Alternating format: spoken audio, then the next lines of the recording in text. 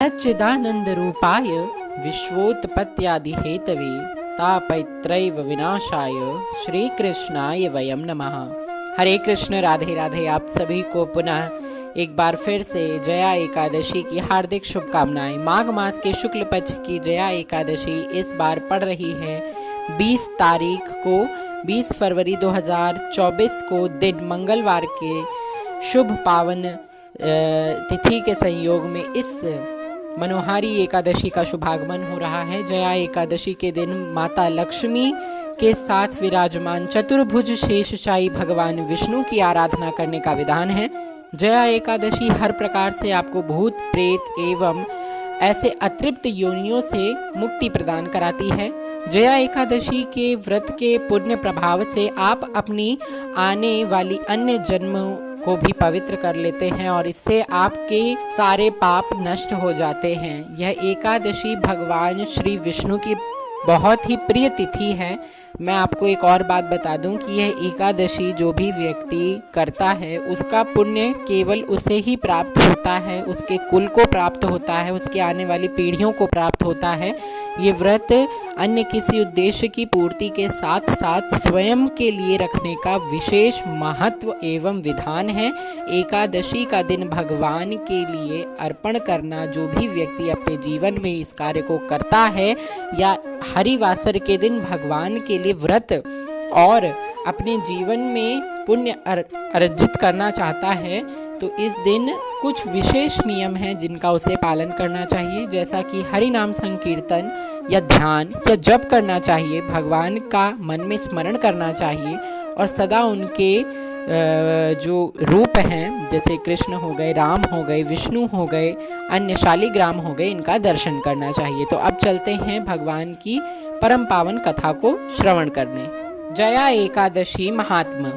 श्री कृष्ण बोले, हे धर्मपुत्र, माघ मास के शुक्ल पक्ष की एकादशी का नाम जया है। इसका महात्म्य पद्म पुराण में वर्णित है। एक समय स्वर्गपुरी में इंद्र के सामने गंधर्व गान कर रहे थे और अप्सराएं नृत्य कर रही थीं। उनमें से एक पुष्पवती नामक गंधर्व की स्त्री और माल्यवान नामक मालिन का पुत्र भी था। वह दोनों परस्पर एक दूसरे पर मोहित थे। काम के सेवक को महाअंधा कहते हैं। उन्हें यह विचार न रहा कि इंद्र की सभा में श्राप मिल सकता है। परस्पर ये दोनों एक दूसरे से आंखें लड़ाने लगे। माल्यवान तो दीवाना होकर गाना भूल गया और पुष्पवती पगली होकर नाचना भूल गई। देवराज ने यह देखा और उनको क्रोध आ गया और कहा, तुम दोनों इसी समय पिशाच योनि में जन्म लो।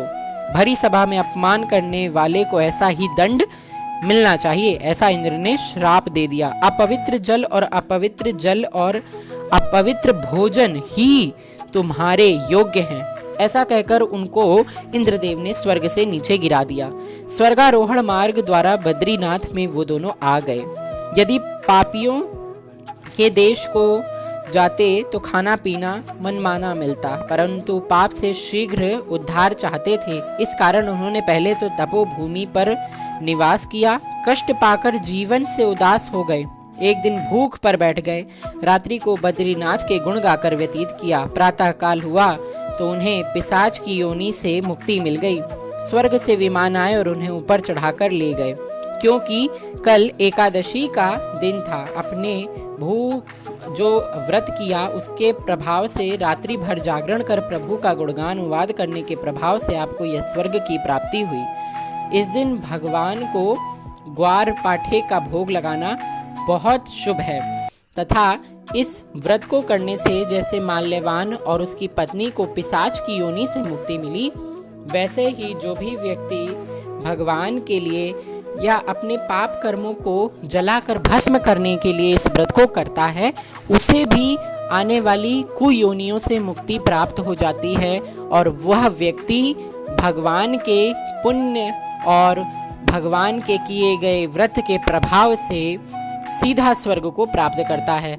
अतः वो व्यक्ति अपने जीवन लीला को अंत करने के पश्चात किसी अन्य योनियों में भटकता नहीं है।